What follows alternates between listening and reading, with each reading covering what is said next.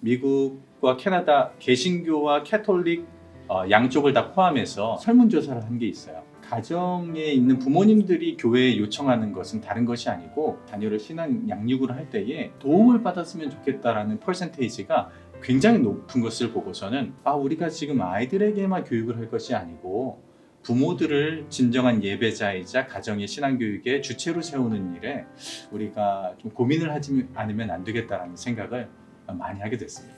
네, 최근에도 우리 한국 안에서도 목회자분들을 대상으로 물었죠. 우리 다음 세대를 위해서 우리가 뭐부터 회복되겠습니까?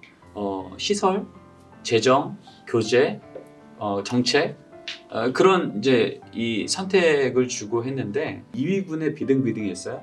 근데 절대적인 1위, 30%가 넘게 나오는 1위가 뭐였냐면 부모 세대를 향한 교육 훈련. 그리고 부모 가로 열고 30대, 40대.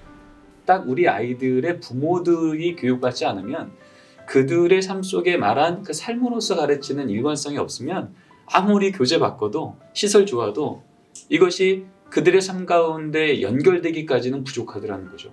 그러니까 교회 안에서 이제 저도 많이 듣는 피드백은요. 담임 목사님께서 그 부모 관련된 이제 설교 말씀을 전하실 때에 그 부모님들이 가정 예배를 잘 드렸으면 좋겠다는 아주 저희가 볼 때는 이 말씀으로도 위로를 받을 수 있을까라고 했지만 그 한마디의 메시지가 부모님들한테는 힘이 되고 내가 올바른 길을 걸어가고 있구나라는 확신을 갖게 하는 것 같더라고요. 많은 부모님들이 그 가정 예배 처음 시작을 하기를 두려워하시거든요. 맞습니다.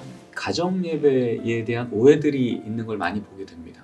교육을 하다 보면 마음은 다 있어요. 다 드리고 싶어 하세요. 그리고 많은 가정들이 시도돼 봤어요. 근데 안 된 거죠. 마치 어린이가 이제 걸음마 배우려면 보통 2000번을 엉덩방아를 쪄야 그 뒤로부터 이제 안 넘어진다고 그러잖아요. 근데 이제 2000번 정도는 아니지만 몇 번 하다가 안 되면 그 안에 우리 가정은 안 되네. 안 되나 보다. 근데 그것이 하나님이 디자인한 게 아니라는 거죠. 그 안에는 그런 성장의 과정이 또 필요한 시간도 있는 거고 또한 더불어서 가정 예배에 대한 오해를 이제 풀어야 될 우리 안에 목회적인 사명도 있는 거라고 생각해요.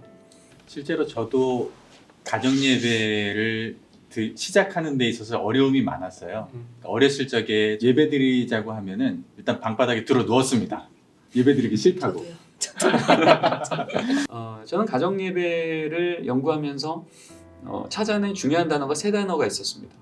그것은 가족이 모여야 되고 하나님을 기억해야 되고 감사하는 겁니다. 아까 얘기했던 은혜의 본질이 다 들어가 있죠. 은혜와 응답이에요. 그러면 가족이 모여서 하나님을 기억하고 감사하면 그것이 가정 예배인데 왜 우린 가정 예배 힘들어할까? 라고 하면 첫 번째는 가정 예배를 주일 예배의 미니어처로 착각하는 거죠. 그러니까 이제 기도도 부담스럽고 설교는 더 부담스럽고 그러나 저희 집 같은 경우는요 가정 예배 드릴 때 우리 아이들이 참 신실하게 집중을 못합니다. 걔네들 태어난 그날부터 어제까지 가정 예배를 한 번도 안 빠진 애들이에요. 매일 10년을 넘게 가정 예배를 드렸는데 늘 신실하게 집중 못하고 힘들어하고 배 아프다, 머리 아프다, 허리 아프다 뭐 온갖 얘기를 다 해요. 그런데도 가정 예배를 멈추지 않고 계속 갈 수 있었던 건 아이들이 집중 잘해서가 아니라는 거죠. 주일 오전 예배의 그 모양이 아이들한테 잘 드러내서 오늘은 성공했네가 아니라 아이들이 하나님을 기억하고 감사하는 이 사건이 그들의 연약함 안에서도 그들의 수준만큼 드러난 거예요. 저도 가정 예배를 딱 정형화돼서 드렸을 때보다는 그러니까 아이가 뭐 어떤 일을 어린이집에서 경험을 해온 거죠. 속이 상했던 거예요. 그래서 그랬구나 아이니 마음이 아팠겠다. 그런 아이니 보고 하나님도 되게 속상하셨겠다.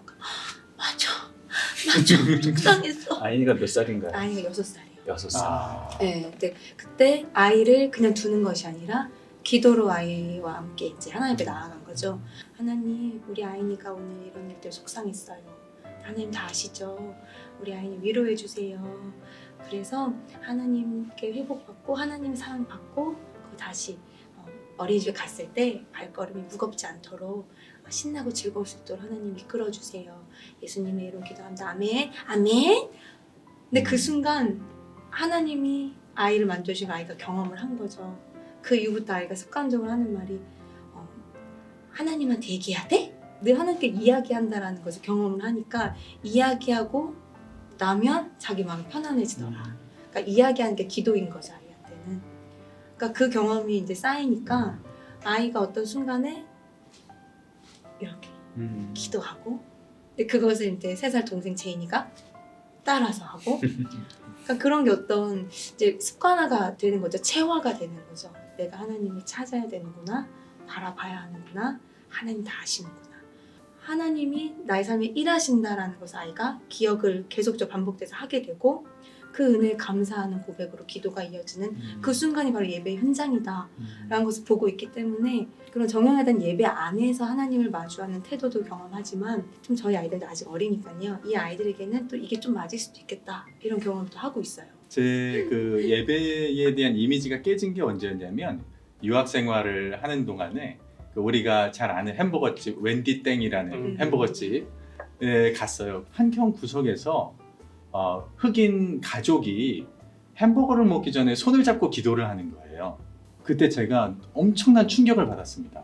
첫째, 어떻게 이 공공장소에서 같이 손을 잡고 기도를 할 수 있을까? 둘째, 왜 우리 가정은 저렇게 하나님께 진정으로 예배를 드리지 못할까? 그때가 지금으로부터 한 10년이 넘었는데요.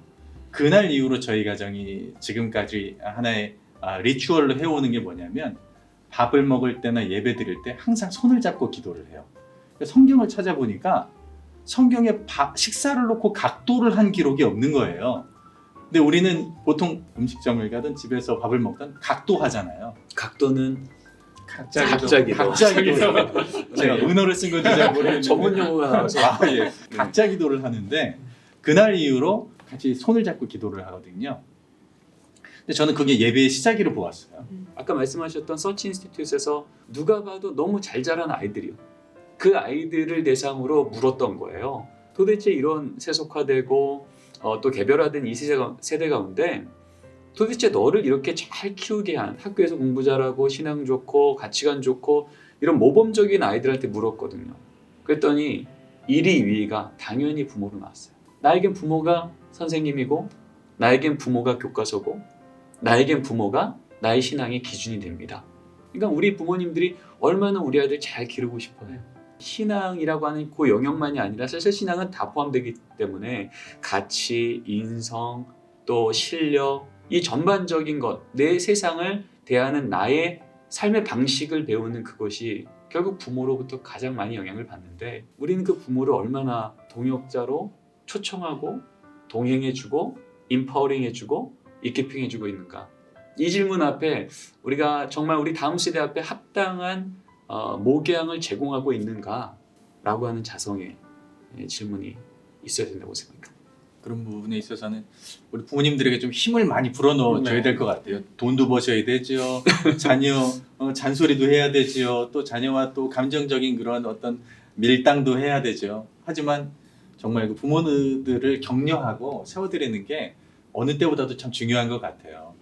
구독, 좋아요. 최근에 저희 교회에서 한 가지 좀 변화가 있었는데, 그 변화는 예배 현장에서 이게 좀 선생님들한테 이게 극단의 반응이었었는데, 최소 절반 이상의 교인들이 그 안에서의 걸음을 함께 걸어가고 가정과 교회가 함께 세워가는 교육세율이 특별히